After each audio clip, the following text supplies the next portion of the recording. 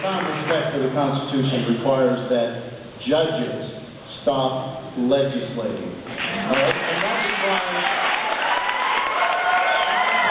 every judge to know that the Constitution is not a living document, because that's the excuse they use to trample on rights under liberal interpretations of our very, very wonderful Constitution written by our forefathers.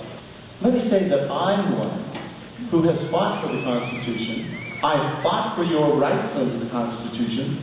I am the one who took the challenge to federal court on the health care bill when the Attorney General would not stand up for your rights.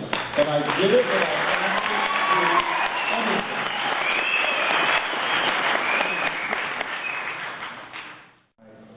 First of all, we have two avenues that we can go down to cheapen the cost or lessen the cost of health care. We can do tort reform, as Mayor Montandon has said. And tort reform is going to go to the cost of those procedures, those practices, those modalities that doctors perform in fear of being sued. But they do a lot of extra tests, and those tests are in fear of lawyers suing them.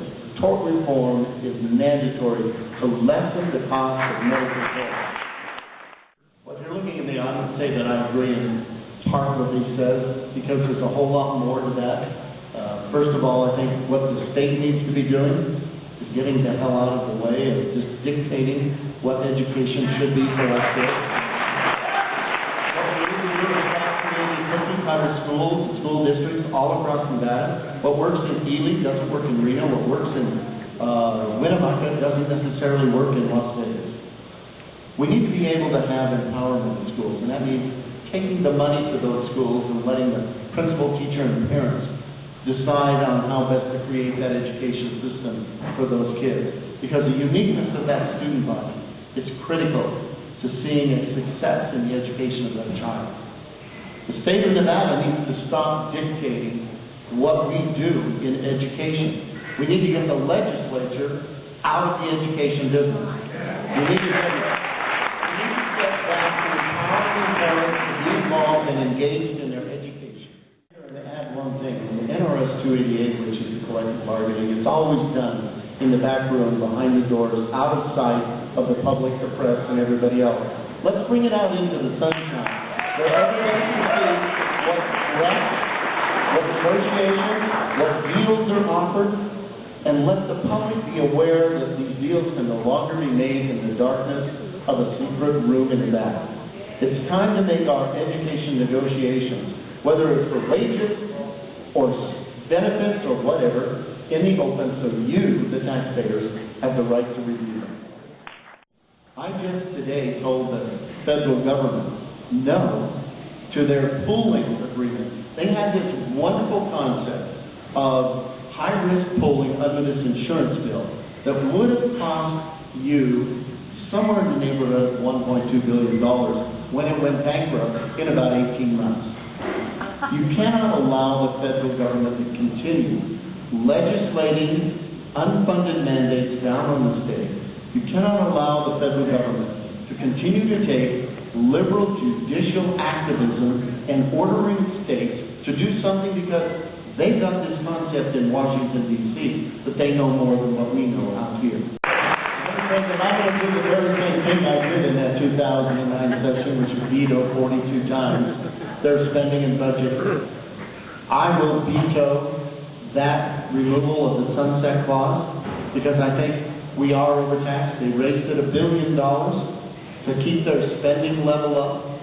We're going to cut spending. That's where we're going to start.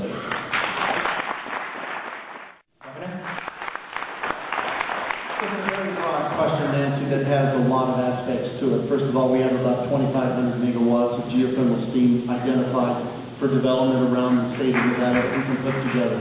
We have abundant solar opportunities in the south. We have wind energy in between, so we could do the renewable energy. I've been going down this path for 3.5 years, developing the renewable energy portfolios for Nevada, allowing for companies to come in, recruiting new companies, both manufacturing and production companies.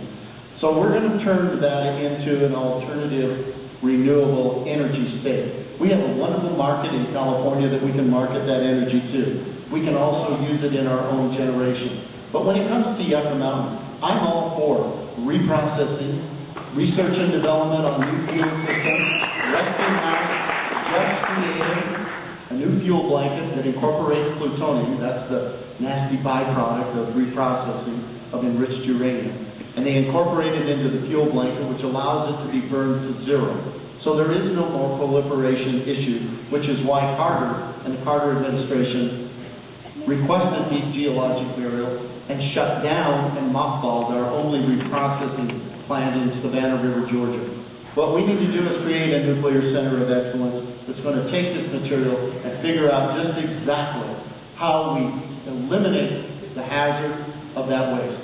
And we can do that, ladies and gentlemen. Had we spent the $14 billion instead of on a whole in research and development, on new processes, on research and development, transmutation, converting the rest of the radioactive actinide to non-radioactive. We can do this, folks.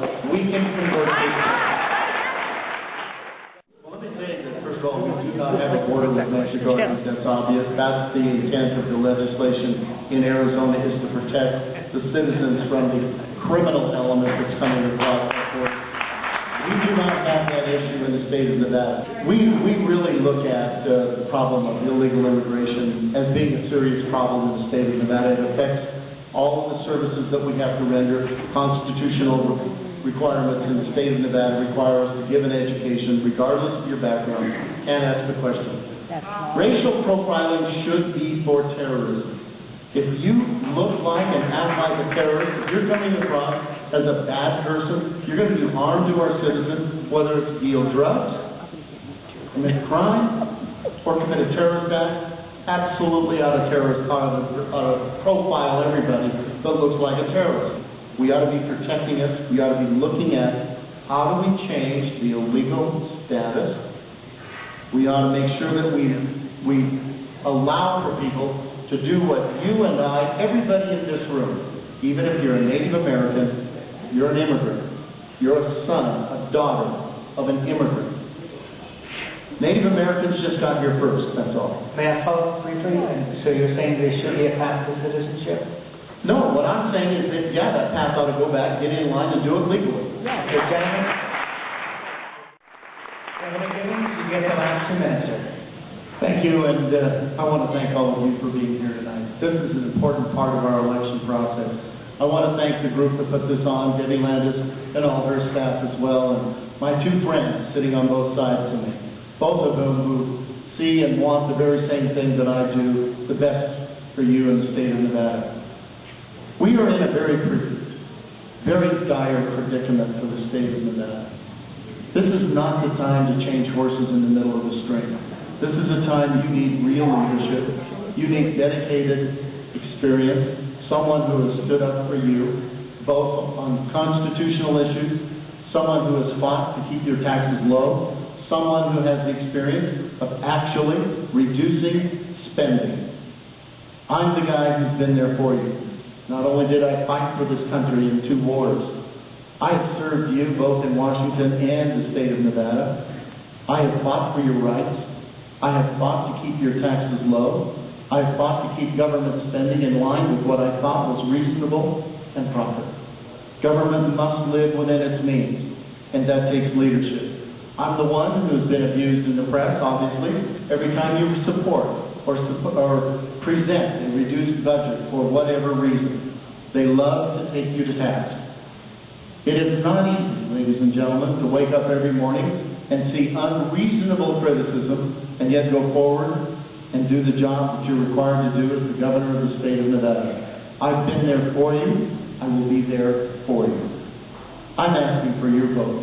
I'm asking for your support. I'm asking you to have the faith, the confidence, and the vision for tomorrow, to know where this state's going, to know that we're going to be a better state, that we will be better off when we've worked our way through this, when we've all gotten out of the wagon and pushed, when we've gotten our state, our economy back on track. We are going to recover because every recession does have an end, and we are going to be able to see a better time for all of Nevada. Thank you very much.